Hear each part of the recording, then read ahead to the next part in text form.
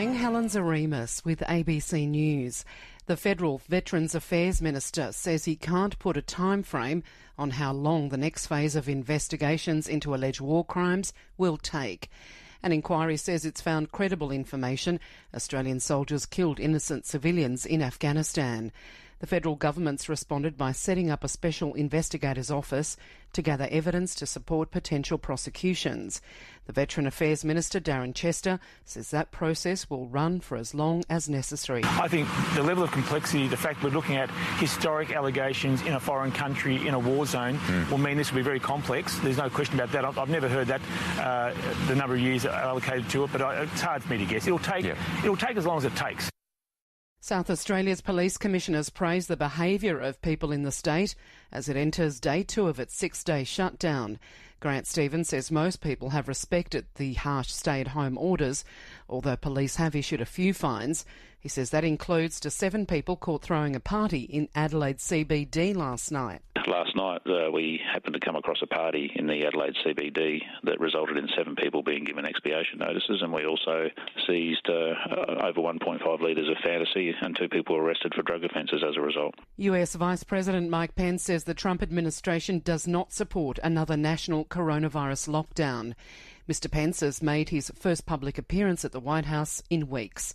It comes as infections hit record highs, with the death toll surpassing 250,000 in the US and confirmed cases approaching 11.5 million.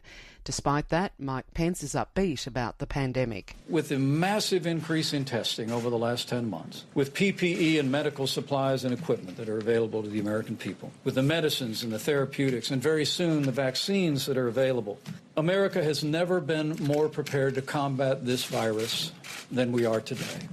Figures show fewer than 10% of guests in quarantine hotels in New South Wales have paid their bills. Alexia Atwood reports. Documents obtained by the ABC reveal 644 hotel quarantine invoices are so overdue that debt collectors are working to recoup more than $2 million in outstanding fees.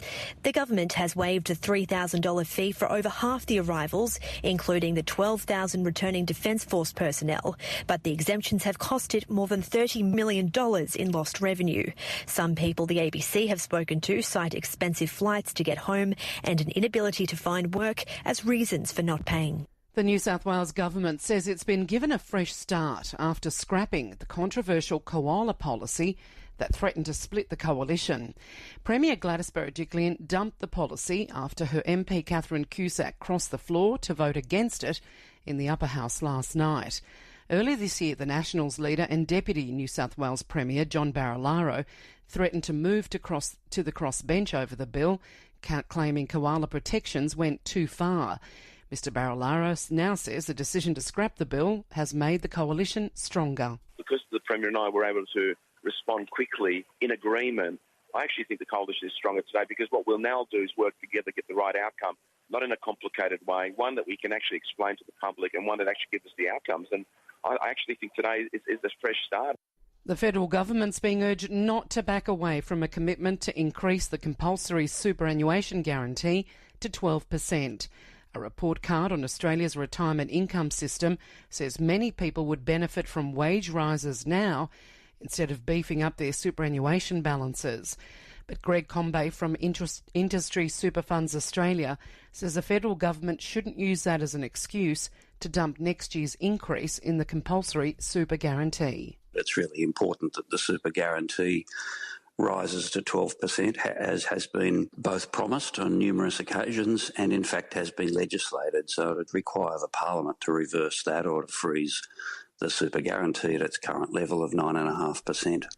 To sport, in tennis, Rafael Nadal will play Daniil Medvedev in the knockout stage of the ATP Finals after beating Stefanos Tsitsipas in London this morning.